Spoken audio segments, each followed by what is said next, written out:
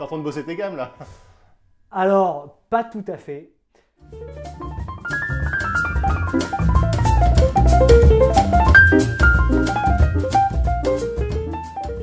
Bonjour Olive. Mais salut, Je ne t'avais pas vu salut tout le venir. monde. Je suis en train de travailler les phrases à la double aux deux mains. Évidemment, quand on les joue comme ça, on a l'impression que je travaille mes gammes. En réalité, c'est pas exactement un travail de gamme dont on a l'habitude. Vous avez tous, probablement, si vous êtes pianiste et si vous avez suivi une formation un peu sérieuse, travaillé vos gammes. Sauf que précisément, dans vos gammes, on vous disait d'être le plus régulier possible. En fait, vous allez voir que dans cette vidéo, on va retrouver beaucoup de choses qu'on s'est dites jusqu'à présent sur la manière dont sont organisées les phrases à la double. Sauf que là où quand vous travaillez vos gammes, on vous disait qu'elles devaient être le plus régulières possible, une des premières choses, c'est que les phrases à la double de Peterson, qui jouent aux deux mains, elles sont caractérisées par leurs accents. Il y a des accents qui sont vraiment très forts. Ici, vous remarquez...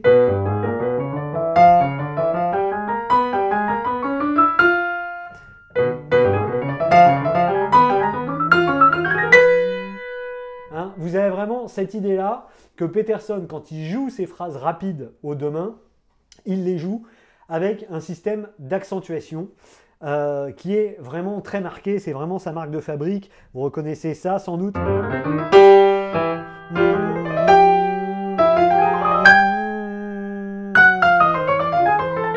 Etc. Avec systématiquement, vous voyez, là, ces phrases qui sont très marquées. Sur quoi je les joue ici? Je faisais aussi autre chose que Peterson n'aurait pas fait exactement. Je les jouais ici sur des gammes demi-ton-ton. On vous en a parlé, ces gammes qui renvoient aux accords diminués, leur lien avec les accords 7.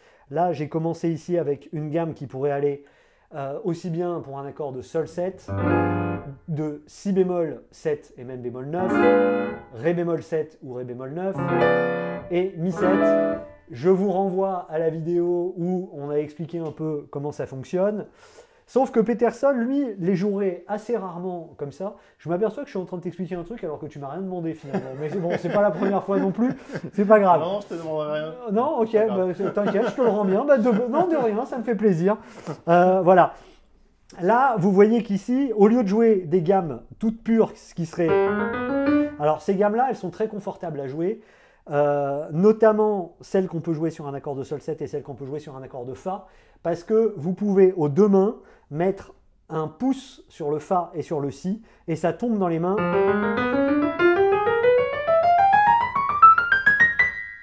Pareil sur celles qu'on peut jouer sur un accord de fa.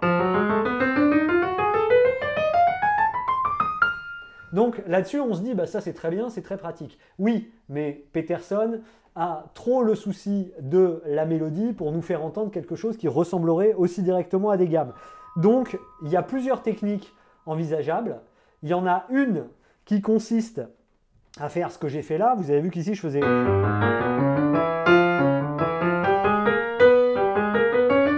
Donc, je reviens en arrière à chaque fois. Bon, ça c'est une première technique. Il y en aurait une seconde qui serait envisageable, que Peterson aime beaucoup aussi, qui consiste à faire ça. Je vous la remets à partir d'ici. Je vous la remets à partir d'ici.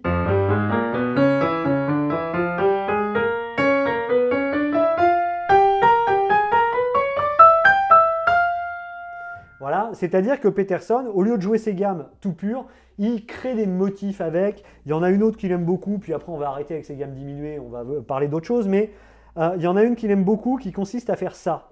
Il prend cette gamme, donc la gamme qu'on peut jouer sur cet accord de facette là, et Peterson aime beaucoup faire ça. Pardon, 1, 2, 3, 4, 5, 6, 7, 8, 1, 4, 5, 6, 7, 8, 1, 2, 3, 4, 5, 6, 7, 8, 1.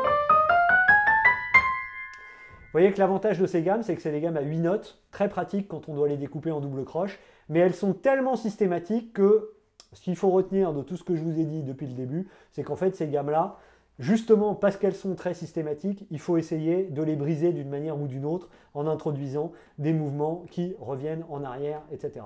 Sinon, Dans les gammes que joue Peterson à la double, qu'est-ce qu'on peut en dire de plus? À peu près ce qu'on a dit jusqu'à présent, à savoir que elles sont jouées, alors déjà avec un écart différent. Vous allez voir, tiens, il y en a une. Allez Olive, après tout, il n'y a pas de raison que tu ne sois pas invité dans cette vidéo. Pourquoi on ne jouerait pas la phrase qui joue sur Tintindéo? Il y a un spectateur qui, dans les commentaires, m'a parlé de sa passion pour la version de Tintindéo de Peterson. Il y a une phrase au début de la deuxième grille de chorus de Peterson, aux deux mains, qui est hyper intéressante à mon avis. Et ce qui est intéressant, c'est que Peterson la joue non pas à une octave d'écart, il ne fait pas, mais il est à 2 octaves, et parfois même Peterson est à 3 octaves, ce qui donne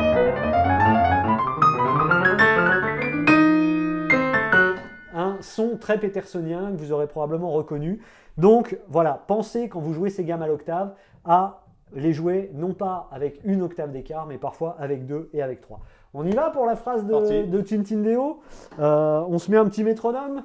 C'est parti aussi. Bon, et ben on se met un petit métronome alors. 2, 3, 4, 1.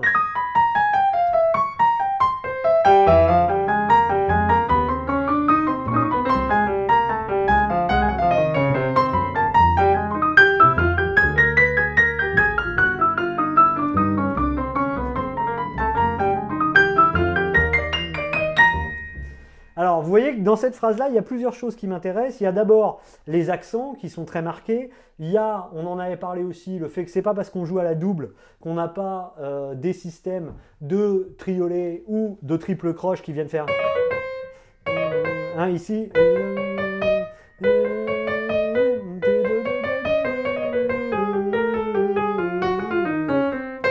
Et ce qui est intéressant, c'est que les accents, il est sur la quatrième double avant de commencer la phrase.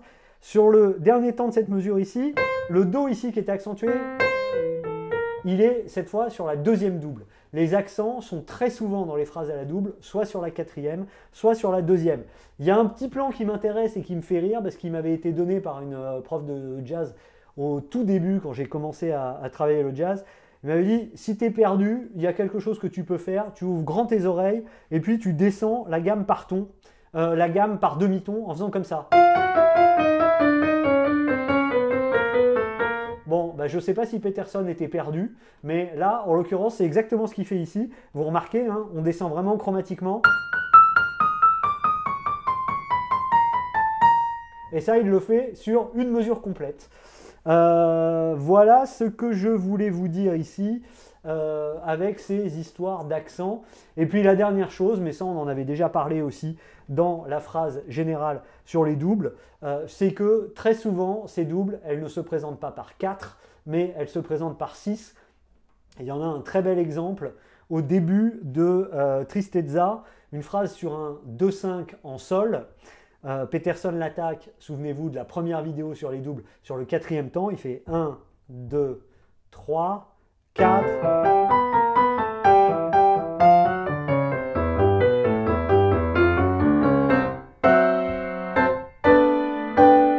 Voilà, si vous regardez ici, on a sur notre quatrième temps nos 4 doubles, et puis à partir d'ici, là on va les avoir par 6. 1 et 2, 1, 2, 3, 4, 5, 6. 1, 2, 3, 4, 5, 6. 1, 2, 3, 4, 5, 6. 1, 2, 3, 4, 5, 6, 1. Vous voyez que vraiment la phrase est découpée de manière à décaler ses accents. On en avait parlé quand il joue à la double, pour ne pas avoir les accents qui tombent toujours au même endroit sur les temps et qui soient décalés et que ça introduise un peu comme si on avait une phrase cachée en noir pointé. Et bien Peterson, phrase très souvent par des motifs de si double. Voilà quelques éléments à propos de la manière dont Peterson phrase aux deux mains à la double. C'est déjà pas mal et normalement il y a de quoi faire. Relevez Peterson, écoutez ce qu'il fait. Si vous trouvez d'autres phrases qui vous intéressent, n'hésitez pas à nous dire où elles se trouvent. On se fera un plaisir de les analyser en commentaire. À très bientôt, merci beaucoup. Eh ben salut et puis continuez à écouter des phrases simples comme ça. Voilà. Putain.